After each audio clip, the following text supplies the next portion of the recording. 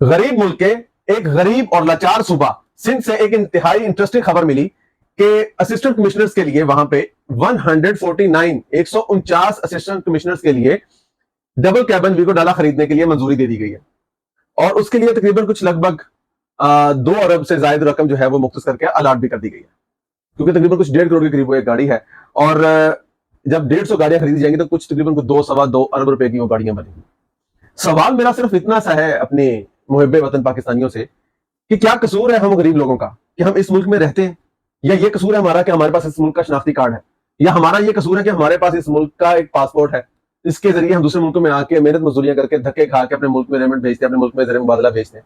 ہمارا یہ قصور ہے کہ ہم اس ملک کے باسی ہیں اور ہم ہر بل کے ساتھ اپنے بل سے زیادہ کئی گنا زیادہ ٹیکس ادا کرتے ہیں۔ ہم اپنے راشن، دودھ، چینی، پانی، پتی، پیسٹ اور بچوں کی ادویات تک کے اوپر ہم ٹیکس پے کر کے اس گورنمنٹ کو پالنے کی کوشش کر رہے ہیں، اور وہاں پہ ان کے ناز و نخرے ہی ختم ہونے کا نام نہیں لے رہے۔ 150 اسسٹنٹ کمشنرز کے ساتھ کون سے موتی ستارے لگے ہیں کہ جو ان کو ڈبل کیبن گاڑیاں دینا ضروری ہیں؟ بالکل آپ کے ساتھ ہی ہمسایہ ملک انڈیا میں جہاں کی ترقی ہم آج کل دیکھ رہے ہیں، دن دگنی رات چگنی ہو رہی ہے،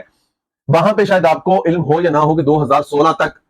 ایک ٹیکسی جو روڈ پہ چلتی ہے وہاں سے لے کے اس ملک کے آرمی چیف تک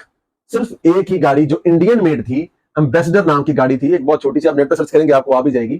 وہ گاڑی ہی صرف الاؤ تھی ہر آفیسر کے لیے، ہر ادارے کے آفیسر کے لیے جس کو گاڑی دینا ضروری تھا۔ ایک تو سب سے پہلے ہر اللہ تللے کو گورنمنٹ گاڑی نہیں دیتی وہاں پہ، اور جن کو ضرورت ہو ان کو بھی صرف ایمبیسڈر گاڑی، ایک انڈین میڈ گاڑی کو پاس کیا گیا تھا کہ جو صرف وہی گاڑی لاٹی جاتی تھی۔ ٹیکسی ڈرائیوروں کے پاس بھی وہی گاڑی تھی، اور اس ملک کے آرمی چیف کے پاس بھی وہی ایمبیسڈر گاڑی تھی جو میڈ ان انڈیا تھی، اور اس کی اس وقت وہاں پہ قیمت بھی تقریباً کچھ 3-3.5 لاکھ روپے کے قریب تھی۔ اور آپ پاکستان میں ایک انڈیا سے کئی 100 گنا غریب ملک ہیں، ان کے پاس تو اپنا 200 ارب ڈالر ہے، اور آپ نے تو کسی کے دینے ہیں تقریباً 100 ارب سے زیادہ،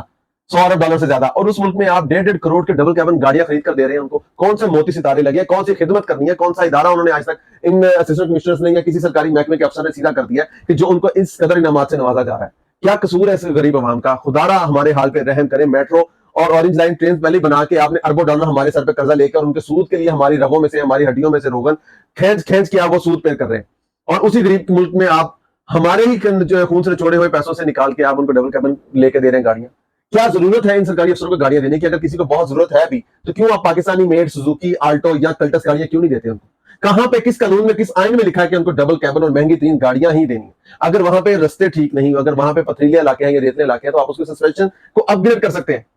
لیکن اس کے لیے کبھی بھی کہیں بھی ضروری نہیں ہے کہ آپ ان کو اتنی اس قدر مہنگی گاڑیاں لے کر دیں جس ملک میں آپ کے بچوں کے پاس کھانے کے لیے خود کی گندم اور چینی تک بھی میسر نہیں جو کہ ہم باہر سے امپورٹ کرتے ہیں۔ ذرا سوچیے۔